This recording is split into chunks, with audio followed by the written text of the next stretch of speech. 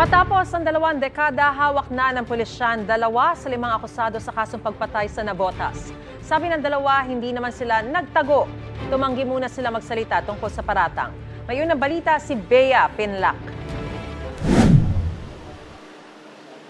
Matapos ang 20 taon, sa kulungan pa rin ang bagsak ng 2 sa 5 akusado sa pananaksak at pagpatay sa katrabaho nila sa Fishport sa Navotas. Sinilbihan sila ng arrest warrant ng Navotas Police. Nagkaroon po ng inggitan po sa negosyo po sa bentahan po ng isda. Nasasapawan po sila pagdating po sa kita at nauwi po sa pag-aaway po. At pinagtulong-tulungan po nilang patayin yung biktima po natin. Ang mga akusado, puti na ang buhok at senior citizen na ngayon.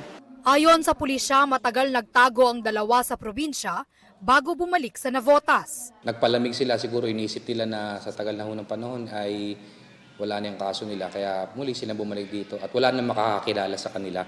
Sabi naman ng 2 lalaki, hindi sila nagtago. Sadyang hindi raw nila alam na may kaso pala laban sa kanila. Tumanggi silang magbigay ng pahayag tungkol sa paratang. Hindi nga po namin alam na sinampahan kami ng kaso at masakit po sa kalooban talaga namin na ganito ang nangyari sa buhay namin. Siyempre masakit ma'am para sa amin dahil naituro kami pero yun na lang po, sa korte na lang po kami mag-uusap.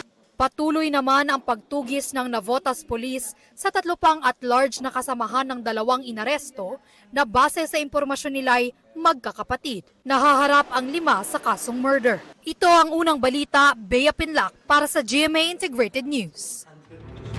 Mga kapuso, para una ka sa mga balita, mag-subscribe sa GMA Integrated News sa YouTube. Sa mga kapuso abroad, subaybayan niyo po kami sa GMA Pinoy TV at sa www.gmanews.tv.